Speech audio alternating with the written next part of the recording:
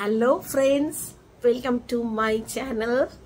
তো অনেক দিন তোমাদের সাথে আমি কোনো রকম মানে ব্লগ বলো বা রেসিপি বলো খুব কম শেয়ার করেছি, ঠিকমতো পারিনি।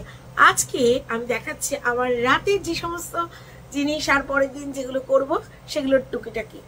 অলরেডি আমি কাজ শুরু করে দিয়েছি, দেখতে থাকো। এই যে দেখো বন্ধুরা, এই আমার মাংসটা পুরো ম্যারিনেট করে রাখা হয়ে গেছে। এবার কালকে লুচি আলুর দম করবো বলে পেঁয়াজ রসুন, রসুনটা মা ছুলছে, রসুনটা দেবো, পেঁয়াজ আর আদাটাকে এরকম করে কুচি করে রাখলাম। এবার রসুনটা দেবো। মা রসুন হয়ে গেছে,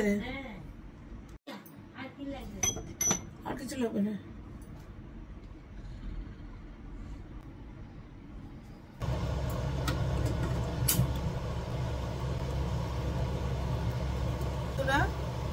এই আমি এখন টমেটো পোড়াচ্ছি,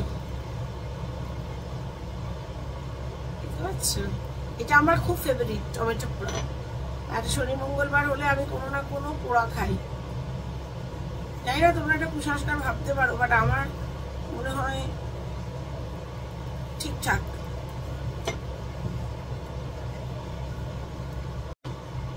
তোমরা দেখো বন্ধুরা, কত সুন্দরভাবে আমার টমেটোটা পুড়েছে।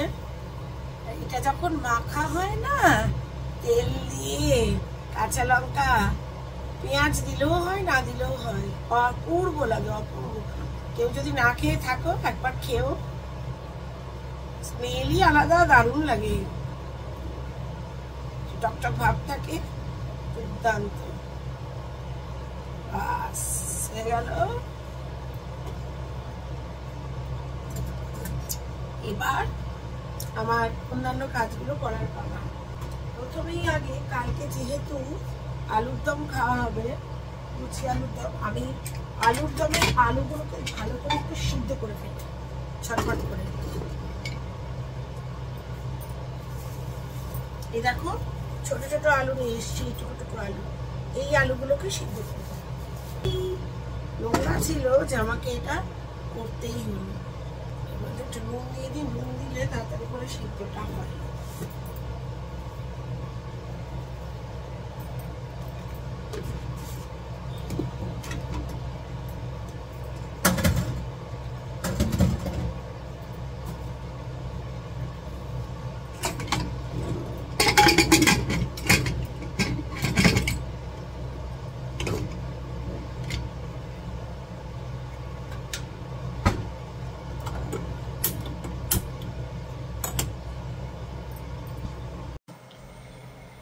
এইবার দেখো, আমি কালকের জন্য, যেহেতু কালকে লুচি আলুর দম খাবো, সানডে একটু ভালো ভালো খাবার খেতে ইচ্ছে করে, তো ছোট ছোট আলুর এখন দম বানাবো। আগে প্রথমে আলুর দমটা করে নেব, আর তার জন্য আলুগুলো সিদ্ধ বসিয়েছি, আর মাংস ম্যারিনেট করে রাখা আছে। দেখেন এখন আমার মাংস সিদ্ধ, সরি আলুর দমের আলু সিদ্ধ হচ্ছে। কেমন করে করি দেখাবো। এবার পেঁয়াজ আদা রসুন এগুলো সব দিয়ে দিচ্ছি তেলের মধ্যে।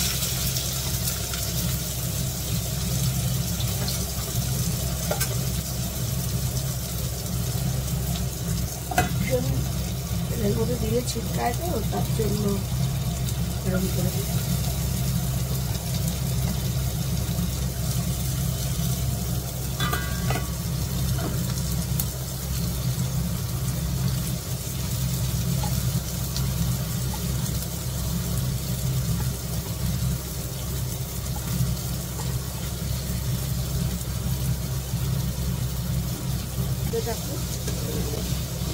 সামান্য একটু নুন দিয়ে দেবো, নুন দিয়ে দিলে একটু মজে যাবে।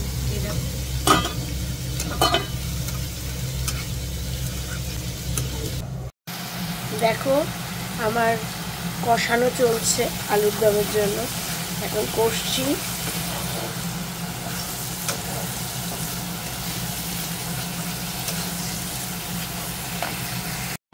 বন্ধুরা আমার আলুর দম পুরো রেডি, বলো দেখে কেমন হয়েছে? হয়েছে? এবার তুলে রেখে দেবো।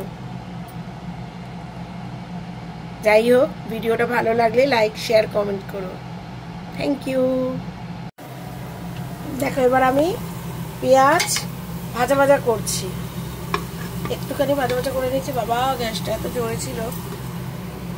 এবার এর মধ্যে মাংসটাকে, ম্যারিনেট করা মাংসটাকে এবার আমি দিয়ে দেবো।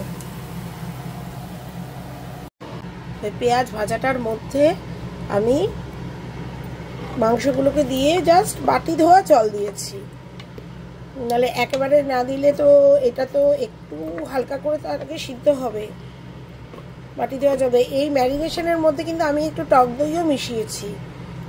টক দই, টমেটো, পেঁয়াজ, আদা, রসুন, তারপরে লঙ্কার গুঁড়ো বলতে কাশ্মীরি লঙ্কার গুঁড়ো, হলুদ, নুন, সর্ষের তেল, তেজপাতা, যা যা দেওয়ার সব মাখিয়েটাকে প্রায় আমার 1 ঘন্টার মতো মাখানো ছিল।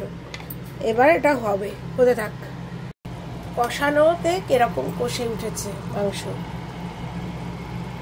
সব মেখে টেকে দিয়ে এতক্ষণ ধরে কষলাম। দেখো আমার চিকেন কষা রেডি। বলো দেখে কেমন হয়েছে।